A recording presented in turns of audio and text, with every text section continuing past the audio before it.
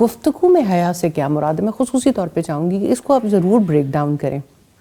دیکھیے اس کے کئی اینگلس ہیں. اس کا ایک اینگل تو وہ ہے جو ہمیں اللہ کی کتاب میں حضرت یعنی ہمیں ازواج مطہرات کے حوالے سے ملتا ہے کہ جب مردوں سے بات کریں تو لوچدار انداز میں گفتگو نہ کریں.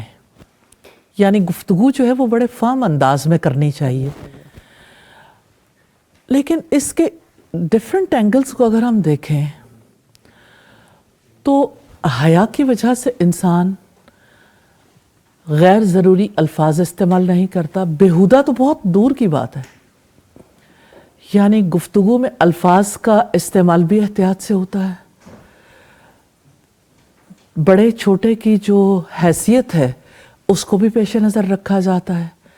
گفتگو میں یعنی آپ یہ دیکھیں مجھے وہ حدیث یاد آتی ہے جس میں ایک صحابی نے کوٹ کیا کسی دانا کا قول.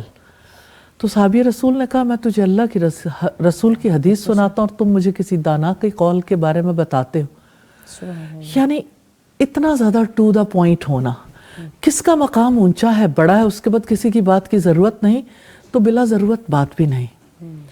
اب آپ دیکھیں کہ حیا کو ہمیشہ چیزیں اپنے اپوزٹ سے پہچانی جاتی ہیں کیونکہ اپوزٹ اتنا کچھ ہے کہ سمجھ زیادہ اچھے طریقے سے آئے گی. مثال کے طور پر آپ دیکھیں کہ گفتگو میں بے احتیاطی کی وجہ سے زبان جھوٹ بولتی ہے, تانے دیتی ہے, زبان دل آزاری کرتی ہے, زبان کتنی خرابیاں پیدا کرتی ہے. کمیونیکیشن میں اگر پرابلم ہو کسی بھی نوعیت کا, یعنی آپ بالکل ٹھیک کمیونیکیٹ کر رہے ہیں لیکن آپ کے اندر مروت نہیں ہے, لحاظ نہیں ہے, آپ کو احساس نہیں ہے کہ دوسرے انسان کی بھی رسپیکٹ ہے, تو آپ کی کمیونیکیشن چینج ہو جاتی ہے. حیا آپ کو کسی بھی انسان سے بات کرتے ہوئے ایک لمٹ میں رکھتی ہے اور وہ لمٹ وہ باؤنڈری ہماری نہیں ہمارے رب کی باؤنڈری ہے کہ وہ چیزیں جو حیا کے منافی ہیں وہ ہمیں سوٹ نہیں کرتی.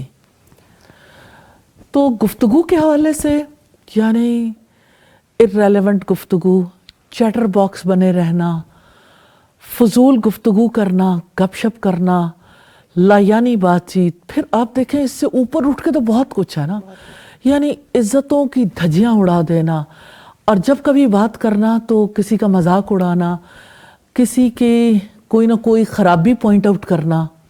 یہ وہ چیزیں ہیں جو نیچرلی یعنی انسانی تعلقات معاملات کو بھی بگاڑ کر رکھ دیتی ہیں. کہتے ہیں نا تلوار کا زخم بھر سکتا زبان کا زخم نہیں بھرتا.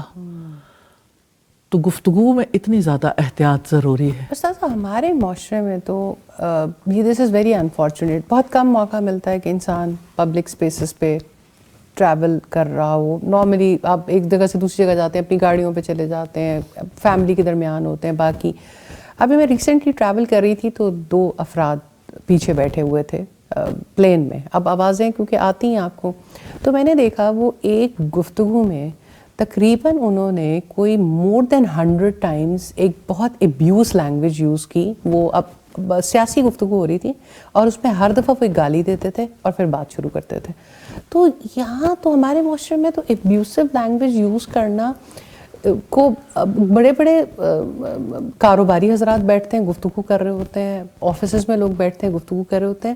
کوئی اس کو برا تو جانا جاتا ہے لیکن آپس میں مرد حضرات جب آپس میں گفتگو کرتے ہیں اور اتنی ابیوسو لینگویج, نارمل گفتگو ہو رہی ہے سیاسی اینگلز کے اوپر اور اکنامک سینیریوز کے اوپر اور ہر بات میں ایک جملہ بیچ میں آ جاتا ہے, تو یہ کتنا انفارچونیٹ ہے.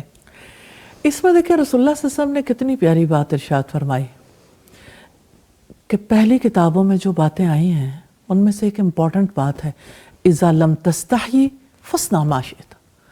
جب تم بے حیا ہو جائے, جب تم بے حیا ہو جاؤ پھر تمہارے جو جی میں آئے کر گزرو. تو بے حیائی تو انسان کو کہاں سے کہاں لے جاتی ہے. تو اصل میں تو یہ حیا نہ کرنا ہے. انسان کے اندر حیا نہیں ہے. جس انسان کے اندر حیا نہیں وہ انسان نہیں ہے, انسانیت کے مقام سے اتر جاتا ہے.